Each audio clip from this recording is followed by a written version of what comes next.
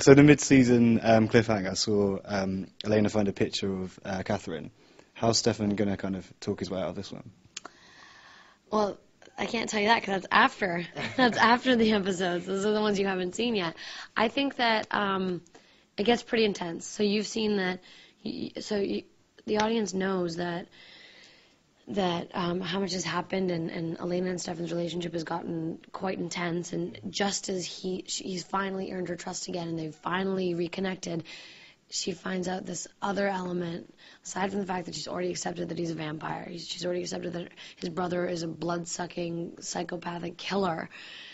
She's come to terms with all these things. Her best friend's a witch. But now his ex-girlfriend looks exactly like her. And so it's just another curveball. And it's going to be tough to recover from that one. And he's going to really have to work hard to fix the situation if it can be fixed. Do you see a happy ending in sight for those two? Yeah, I'll just have to watch and see. Also, Elena was in quite a bad way following the car crash. Is she going to be able to pick herself up and dust off? Or?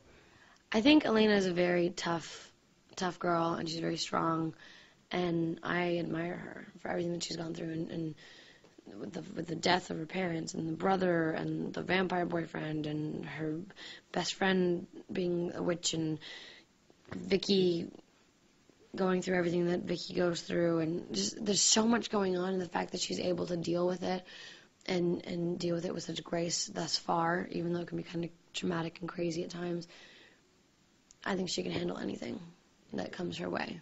And if Damon succeeds in his plans as far as Catherine is concerned, what do you think that will mean for the rest of the cast, the rest of the characters?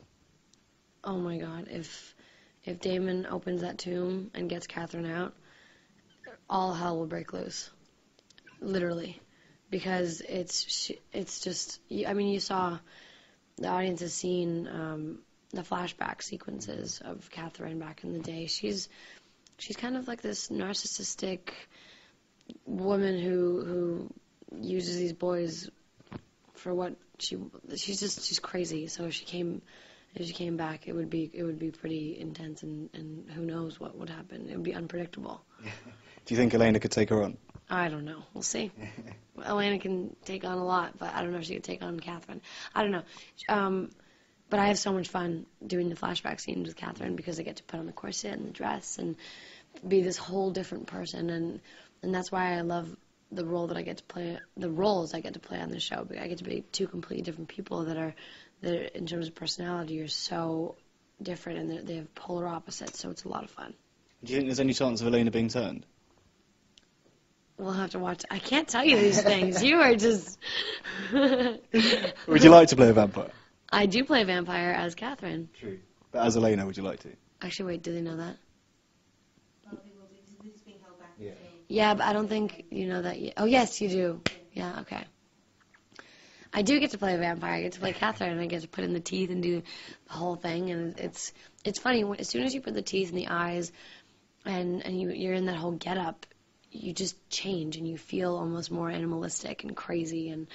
And it's cool to play that because it's so different from myself, and it's fun.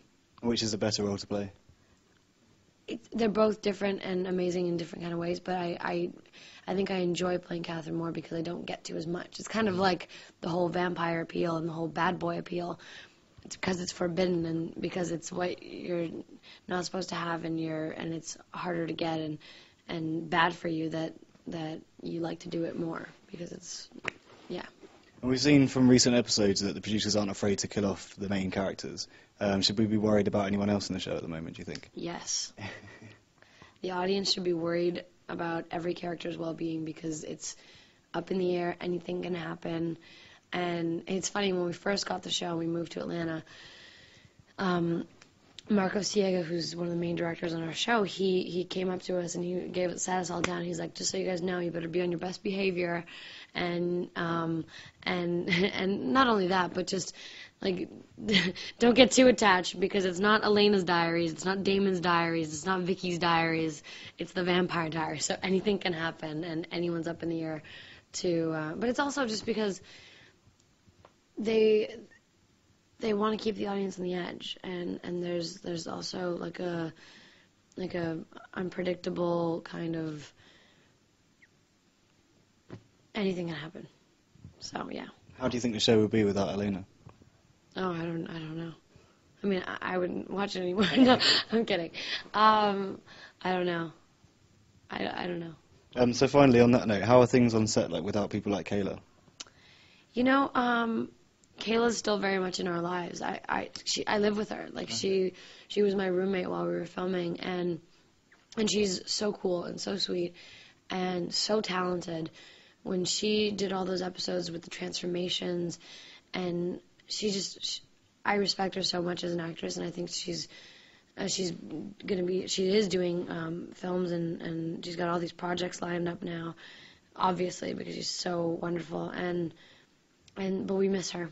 We miss her so much. But who knows? I mean, it's a supernatural kind of world.